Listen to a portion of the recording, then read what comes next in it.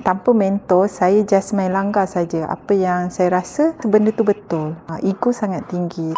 Saya Nur Afika binti Abdul Rahman daripada MF Tech Global M Serang Berhad, beroperasi di Melaka.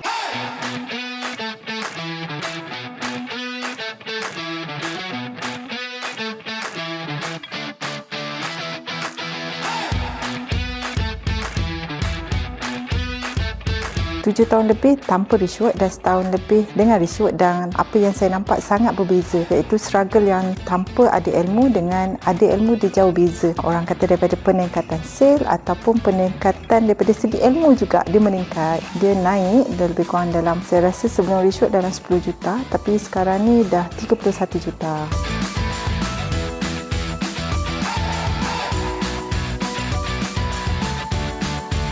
Betul, untuk RCG sangat-sangat banyak bantu saya. Okey, salah satu yang mereka bantu, first kali yang saya suka adalah sokongan. Nombor dua adalah tentang knowledge, ilmu. Yang kadang-kadang kita rasa macam ilmu tu biasa-biasa, tapi rupa-rupanya bila dengan RCG, ilmu tu jadi wow. Dekat tempat lain ataupun dekat luar, dekat media sosial, dia cakap biasa sahaja, tapi bila kita berhadapan dan kita dengan RCG dekat, dia nampak perbezaan, sangat nampak perbezaan.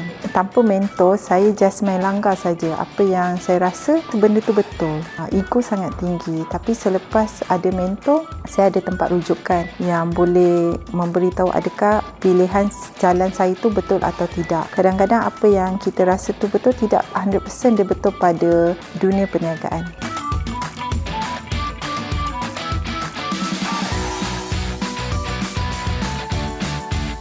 Untuk usahawan yang dekat luar sana yang ada tapi mereka tak ada mentor, RCG dan Dok sangat banyak bantu. Saya nak cakap before dengan after sangat jauh beza, di mana ilmu yang RCG bagi sangat bermanfaat dan berguna kepada usahawan.